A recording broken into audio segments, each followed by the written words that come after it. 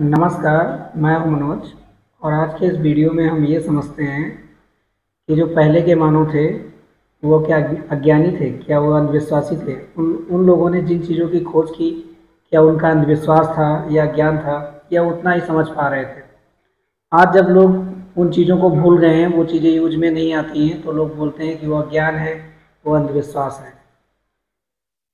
ये अभी हम पिछले वीडियो में बात किए थे कि जो पूर्व ऐतिहासिक धर्मों का काल था, हम धर्मों की बात कर रहे हैं और धर्म को समझने की कोशिश कर रहे हैं कि वास्तव में धर्म क्या है, धर्म कैसे पैदा हुए, ये कैसे कैसे करके आगे बढ़े, क्या इंसानों की इसकी ज़रूरत थी।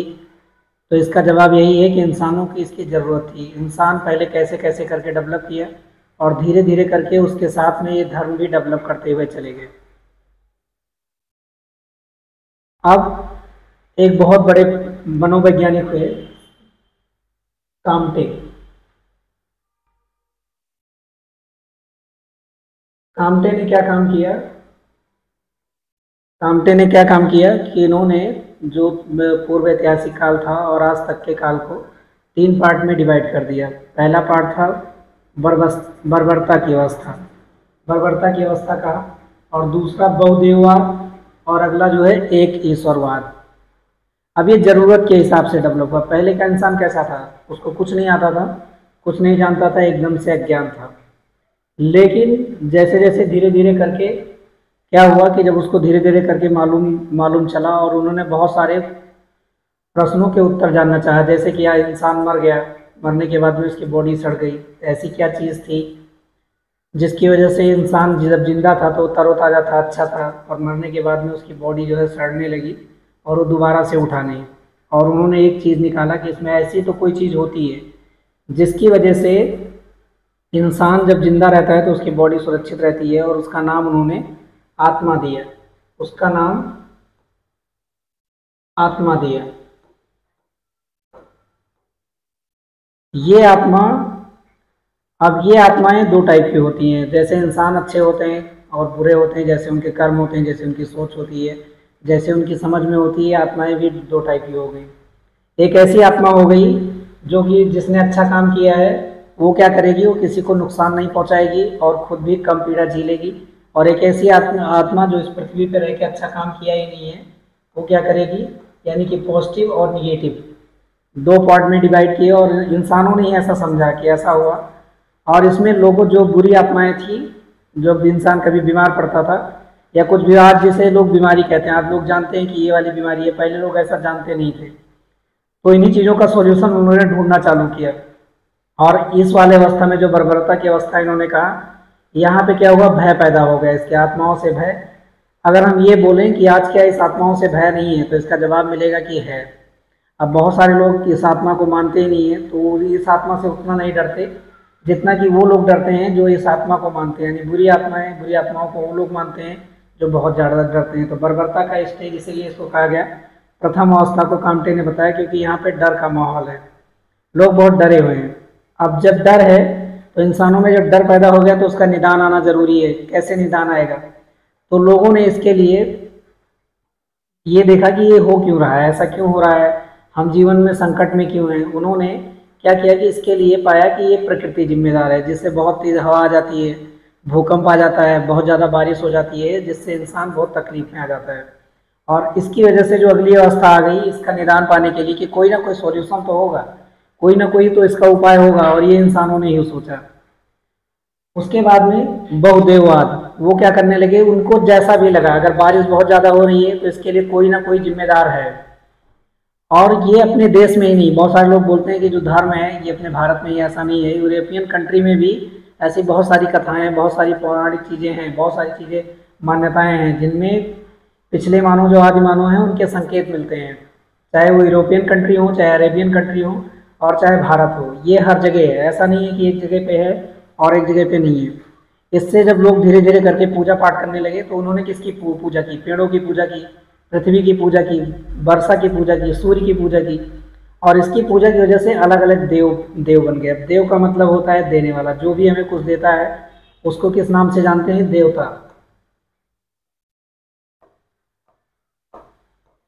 वो क्या है? वो देवता है। अब देवता क्या है? जो भी दे रहा है वो देवता है। वो चाहे इंसान हो, चाहे वो भगवान हो, चाहे कोई भी हो, चाहे अपना पड़ोसी हो, ऐसा कोई भी इंसान जो आपको कुछ दे रहा है, कोई ज्ञान दे रहा है, कोई शिक्षा दे रहा है, कोई आपको अच्छी चीज़ें बता रहा है, तो भी देवता ही है, क्योंकि आपको कुछ दे रहा है, कंटिन्यू दे रहा है। और कैसी भी परिस्थिति आ जाए देता ही रहेगा। जैसे सूर्य का एग्जाम्पल ले लीजिए, परिस्थितियाँ कैसी भी हो, सूर्य अपनी रोशनी जलाता रहेगा, लोगों को मिलती रहेगी, और सूर्य की वजह से इस पृथ्वी पे जो है जीवन का अस्तित्व है।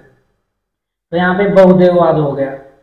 अब बहुदेववाद हो गया, बहुदेववाद में बहुत सारी देवताओं की पूजा पद्धति होने लगी, जिससे बहुत सारे जो कि समाज था, जो यूनिटी थी, जो कम्युनिटी थी, जो कबीले थे, कबीलाई समाज था पहले, भोजन खोजी लोग थे, जो भोजन की खोज में हमेशा निकलते थे, अस्थायी नहीं थे, एक जगह पे वो लोग नहीं रहते थे। तो इसमें बहुदेववाद हो गया, और इसके बाद में क्या हुआ, इसका भी इंसानों ने सॉल्यूशन निकाला, और उसके बाद में उसका सॉल्यूशन आ गया एक ईश्वरवाद। लोगों ने ये बोलना चालू कर दिया, जब झगड़े लड़ाई की स्थिति पैदा हो गई कि मेरा देवता ज़्यादा सही है, मेरा गांव का देवता ज़्यादा सही है। आज भी भारत में घर घर में देवता हैं, अपने अपने देवों को लोग पूज रहे हैं, तो ये ख़त्म नहीं हुआ है, अभी भी है।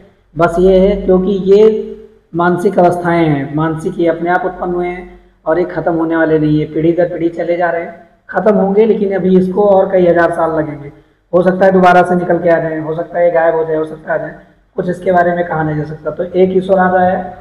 जब बहुदेववाद में बहुत सारी उलझनें पैदा हो गई, इंसानों ने समझ लिया कि ये सब ईश्वर के ही अलग अलग रूप हैं, जो मेन ईश्वर है, जो मेन गॉड है, जो मेन अल्लाह है, वो एक ही है, वो अलग अलग नहीं है।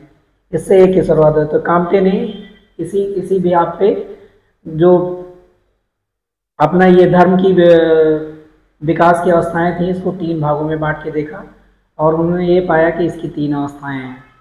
तो चीज़ें जो डेवलप हुई वो ज़रूरत के हिसाब से हुई, ऐसा नहीं है कि अपने आप हो गई, जैसे जैसे लोगों को ज़रूरत बनती गई वैसे वैसे। और जो एक ईश्वरवाद का कॉन्सेप्ट था, इसने बहुत ग्रोथ किया।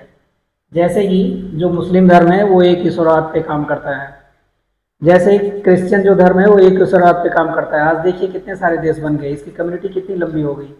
54 कंट्री में मुस्लिम लोग हैं, और इसका ये किसका रीजन है, ये इसी की वजह से, एक ईश्वरवाद की वजह से झगड़े लड़ाई कम होके। और जो ये मोहम्मद साहब थे, जिनको अल्लाह का पैगंबर माना जाता है, उन्होंने क्या किया था, उन्होंने ये मूर्ति पूजन वगैरह का विरोध किया था। अलग अलग समाज में लोग बटे हुए थे, अलग अलग कबीले में, अरेबियन कंट्री में लोग बटे हुए थे, उनको एक करके एक ईश्वरवाद को समझाया। अब आगे समझते हैं सर जेम्स जॉर्ज फ्रेजर ने। ये भी एक धर्म की स्टडी करने वाले आदमी थे, एक मानव शास्त्री थे, जिन्होंने धर्मों का अध्ययन किया, और इन्होंने और इसको ब्रॉड में बताया कि जो बर्बरता वाली स्टेज उन्होंने बताई थी, यहाँ पे इन्होंने एक चीज़ और समझाया जो अपने समाज में अभी आज भी अवेलेबल है, वो है अपना जादू टोने की अवस्था। अब जादू टोने की अवस्था की ज़रूरत क्यों पड़ी, जादू टोना की ज़रूरत क्यों पड़ी? अब जो कष्ट हो रहा है इंसानों को इस प्रकृति की वजह से, तो कोई ना कोई सॉल्यूशन तो इंसान निकालेगा। आज हमारे पास मेडिकल साइंस है, उस समय मेडिकल साइंस नहीं था। ऑल इंडिया जो ये एम्स खुला हुआ है दिल्ली में, ये बहुत सारे जो हॉस्पिटल हैं जो आज काम कर रहे हैं, जो हमको मेडिसिन दे रहे हैं, ये उस टाइम पे नहीं थे। तो कोई ना कोई सॉल्यूशन तो इंसान निकालेगा। तो ये वाली अवस्था आ गई, और इनके 2 नियम हैं। जो जादू टोना की अवस्था होती है, इसके 2 नियम है। पहला नियम है समानता का नियम। समानता का नियम कैसा है कि अगर जो जैसा है, यथा से यथा, यानी जो जैसा है उसको उसी तरीके से ट्रीट किया जा सकता है। अगर कोई बुरी आत्मा है तो किसी बुरी आत्मा को लेंगे और उसके साथ में उसका कॉम्बिनेशन करवा देंगे, तो वो वाली आत्मा उसको परेशान नहीं कर पाएगी। दूसरा इसका ये जो कॉन्सेप्ट है यथा से यथा, यानी जैसा जो है उसके साथ वैसा ही ट्रीटमेंट करेंगे। तो इससे क्या पैदा हुआ, जादू पैदा हुआ, जादू टोने पैदा हुए। और ये लोगों की मतलब कला थी, लोगों ने इस पर अभ्यास किया। अब ये सवाल उठता है कि क्या उस समय सारे लोगों को जादू टोने आते थे? तो इसका जवाब है कि नहीं, कुछ ही लोग थे जो इसको समझ पाए थे, इस कला को सीख पाए थे। अब ये बंद क्यों हो गया? इसको जारी रहना चाहिए था, ये बंद क्यों हो गया? ये जादू टोने किस लिए उत्पन्न होते? जो प्रकृति से, जो नेचर से, जो आत्मा से, जो इंसानों को कष्ट हो रहा है, उसकी वजह से ये जादू टोना का कॉन्सेप्ट अवेलेबल हुआ और ये लोगों पे जारी किए जाने लगे। अब जब कोई काम जैसे किसी को आता है, मान लीजिए किसी को टीचिंग करना आता है और एक इंसान, कोई दूसरा इंसान जिसको टीचिंग करना नहीं आता, अब वो टीचिंग करना अगर चालू करेगा तो या तो सही चीज़ें बताएगा या तो गलत चीज़ें बताएगा। तो बहुत सारे ऐसे लोग रहे होंगे उस टाइम पे जो इसकी नकल करने लगे होंगे। नकल करते करते क्या हो गया, लोगों को फायदा नहीं मिला होगा, लोग उस पर अंधविश्वास बोलने लगे। अब अंधविश्वास इसको क्यों बोलते हैं? क्योंकि साइंस जो है अभी तक इसको या तो प्रूफ किया है, नहीं कर पाया है, उसके कोई पास उसके साक्ष्य नहीं है, या आने वाले दिनों में अगर इसको प्रूव कर देगा तो लोग मान जाएंगे कि ये अंधविश्वास नहीं है।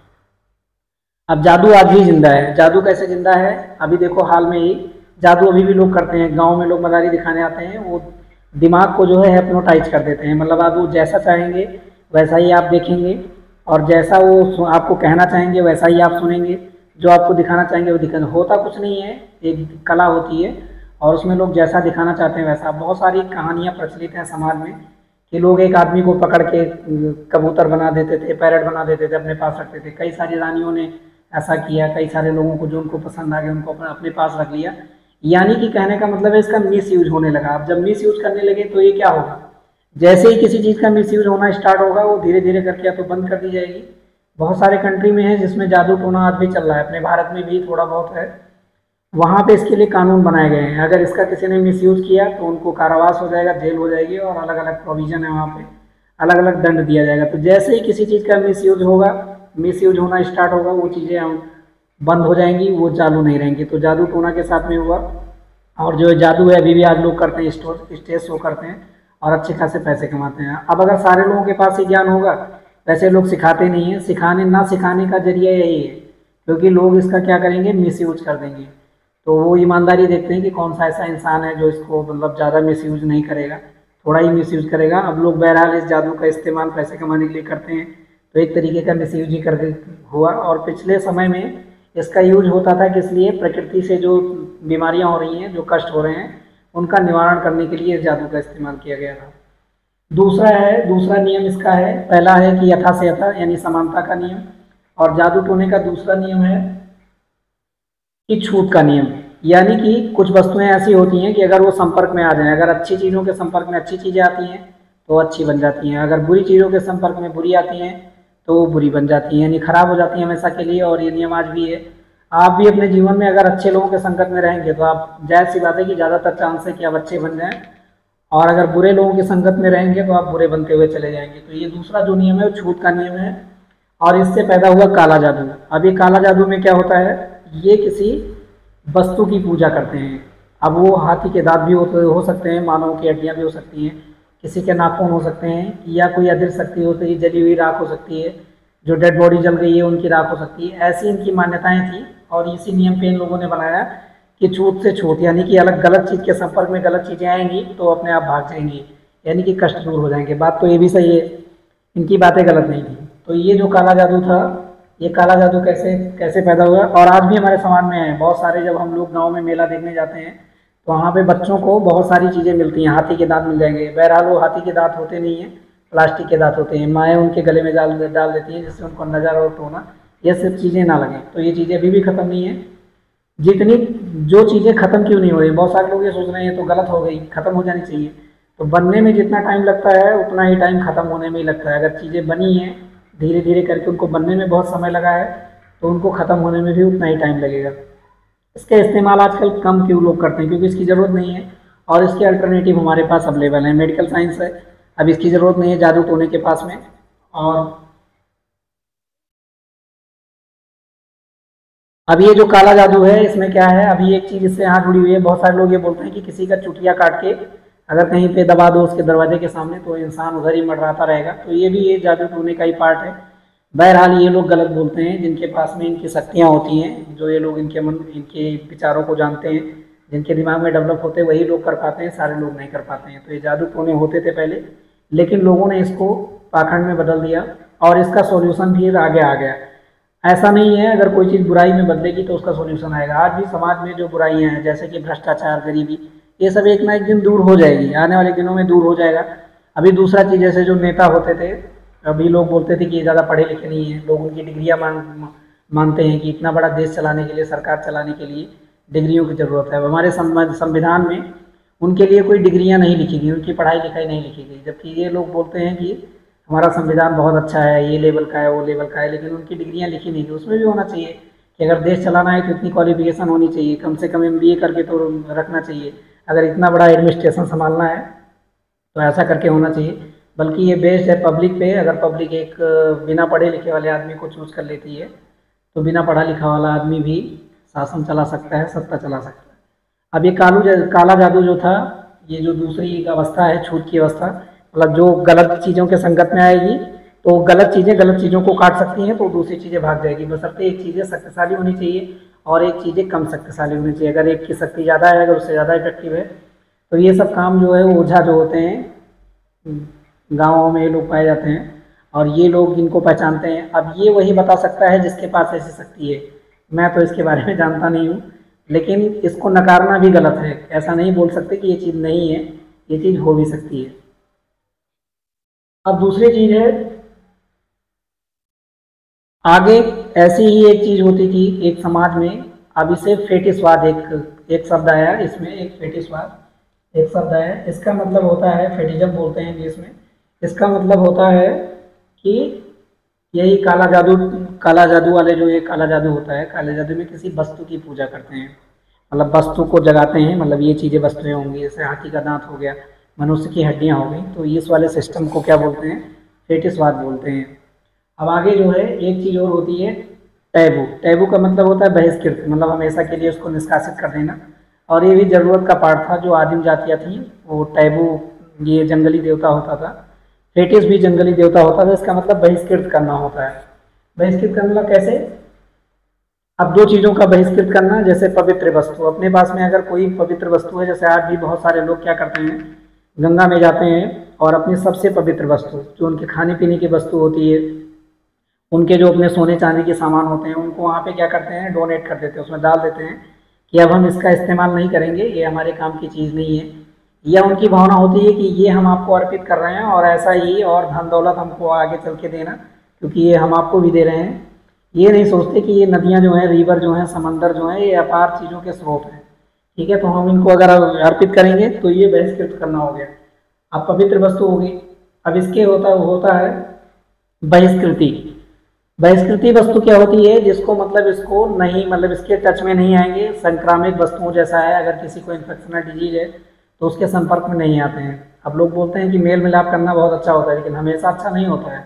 अगर किसी को बीमारी है, किसी को डिजीज है, तो वहाँ पे ज़्यादा मेल मिलाप नहीं करेंगे। और अभी फ़िलहाल अभी पिछले दिनों में जो कोविड-19 आया था 2020 में, 20 में ये क्या सिखा गया कि मतलब मिलना हमेशा ज़रूरी नहीं है। बहुत सारे लोग बोलते हैं हैंड शेकिंग करना बहुत ज़रूरी है, इससे दिल मिल जाते हैं, तो हैंड शेकिंग करना भी बहुत ज़रूरी नहीं है। जब ज़रूरत हो तभी हैंड शेकिंग करें। तो ये बहुत सारी चीज़ें इस टाइप का सिखा गया, जो संक्रामक बीमारियाँ होती हैं। अब जो ये टैबू थे, अब बहिष्कृत टाइप के जो दो टाइप के थे, एक अस्थाई टैबू थे जो हमेशा के लिए बने रहते थे समाज में, और एक अस्थाई टैबू थे। अस्थाई टैबू कैसे टैबू होते थे? अस्थाई का मतलब होता है मतलब जो हमेशा रहेंगे। जैसे कि अपना ये गांव का जो है लीडर है, गांव का लीडर का मतलब ये हो गया कि उस जमाने, उस टाइम पे क्या होता था कि लोग कबीलाई समाज में रहते थे। हमेशा से ये रहा है। बहुत लोग सोचते हैं कि सारे लोग राजा बन जाएंगे, सारे लोग राजा कभी नहीं बनेंगे। क्यों नहीं बनेंगे? क्योंकि सबके अंदर वो ढंग नहीं है, वो हुनर नहीं है। तो जो अस्थाई टैबू होते थे, इन लोगों को इस जादू टोने पे कमांड होता था। ये लोग इनके बारे में जानते थे और ये इन चीज़ों को समझते थे, तो इनको लोग हेड मानते थे कि ये सारी प्रॉब्लम की जड़ों को शांत कर देंगे, और इनके बताए हिसाब से रास्ते पे वो चलते थे और अपना जीवन यापन करते थे। तो ये लोग अस्थाई टैबू में आता था। अस्थाई टैबू में क्या होता था? जैसे कि जो लेडीज होती हैं, स्त्रियों का जो मासिक धर्म होता है, मेंस्ट्रुअल साइकिल जो होती है, उसको लोग अस्थाई टैबू में मानते थे, और उस समय में उनको छूते नहीं थे लोग, उनसे दूर रहते थे, दूरी बना के रखते थे। बात ये भी सही, काफ़ी हद तक सही है कि जैसे जो खाना बनाने से बहुत सारे समुदाय में मना करते हैं, उसका रीज़न ये होता है कि बहुत सारे बैक्टीरिया का इन्फेक्शन हो सकता है। और अगर इन चीज़ों को लोग गलत मानते हैं तो मेडिकल साइंस को एक बार अच्छे से स्टडी करें। जहाँ पे सैनिटाइजेशन जो एरिया होता है, सैनिटाइजेशन जो जोन होता है, जहाँ पे फूड प्रोडक्ट बनते हैं या मेडिसिन बनती है, इनके लिए जो मेंस्ट्रुअल साइकिल होती है, इसके बहुत सारे प्रिकॉशन रखे जाते हैं। तो अगर ये लोग गलत हैं, इनको अछूत मान रहे हैं, तो आज के लोग भी गलत हैं। वहाँ सबको जाने देना चाहिए था, कोई प्रिकॉशन नहीं लेना चाहिए था, लोगों को घुस जाने देना चाहिए, लेकिन ऐसा नहीं है। वहाँ पे लोग इसकी रोकथाम करते हैं और इन चीज़ों को चेंज करने की कोशिश करते हैं। अब दूसरा है योद्धाओं के अभियान के पूर्व या बाद के समय आदि, मतलब योद्धा जब लड़ने जा रहा है तो उसके भी संपर्क में बहुत सारे लोग नहीं आएंगे और काम की चीज़ है, और जब वो लड़के आएंगे तो उन पर बहुत सारे चोट लग गए हैं, बहुत सारे निशान लग गए हैं उनके बॉडी पे, और सारे लोगों का जाना वहाँ ठीक नहीं है। मेडिकल साइंस को अभी आज के दिनों में जब भी किसी को चोट लगती है, किसी भी हमारे सेना वाले को चोट लगती है, तो वहाँ कौन रहता है? सारे लोग परिवार के थोड़ी लिपट जाते हैं उसके साथ में। मेडिकल साइंस अपने अंडर में लेती है और अपने तरीके से उसका ये ट्रीटमेंट करती है, नहीं तो जो जख्म लगे हुए हैं उनको और बहुत सारे इन्फेक्शन हो जाएंगे। अब जब इनका मिसयूज होने लगा, अब लोग क्या करने लगे, अभी तक जो ये नियम बनाए थे लोग प्रकृति के खिलाफ लड़ने के लिए बनाए थे, बाद में क्या हुआ, जब थोड़े बहुत ज्ञान लोगों को अर्जित हो गए तो लोगों ने लोगों पे अप्लाई करना चालू हो गया। कोई दूसरा कबीला जो है उसके ज़्यादा भोजन को खा ले रहा है उस एरिया में, तो क्या करेंगे, ये वाला जादू टोना उसके ऊपर चला देंगे। तो ये धीरे धीरे करके पाखंड बनता गया और इसका एक सॉल्यूशन आया, जो है इसका सॉल्यूशन धर्म। इसके आगे धर्म आ गया।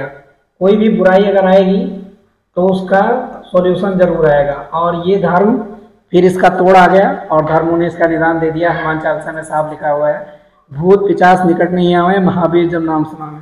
जो महान शक्तियाँ हैं, जो महान आत्माएं हैं, उनको अगर हम याद करेंगे तो ये वाली जो चीज़ें हैं वो कभी आपके पास नहीं आ पाएंगी, और इनको हटाने का काम इन धर्मों ने ही किया। तो आज के लिए इतना ही, और हमने बहुत सारे कॉन्सेप्ट इसके बारे में जाने, बहुत सारे कॉन्सेप्ट सीखे। आगे भी हम बात करेंगे वैदिक धर्म के बारे में, जिसकी बहुत सारी चर्चाएं होती हैं। लोग बोलते हैं कि भारत देश को हिंदू राष्ट्र होना चाहिए, हिंदू राष्ट्र हो जाना चाहिए और सारी चीज़ें खत्म हो जानी चाहिए। तो वो वैदिक धर्म कैसे थे, और बहुत सारे लोग उसमें बुराइयों की तलाश करते हैं कि मेरा वाला जो धर्म है वो वैदिक धर्म को नहीं मानता। तो हम ये समझेंगे कि वैदिक धर्म कैसा है, वो समय कैसा था, उस समय लोग कैसे जीवित रहते थे, और इन्हीं के तोड़ में वो धर्मों का डेवलपमेंट हुआ। जो वैदिक धर्म आया इन्हीं के तोड़ में आया, और इतिहास में वो दर्ज है, क्योंकि हमारे पास उसके लिए 4 किताबें हैं और वो 4 वेदा हैं। आज के लिए इतना ही, मिलेंगे अगले वीडियो में एक नई टॉपिक के साथ में। तब तक के लिए जय हिंद।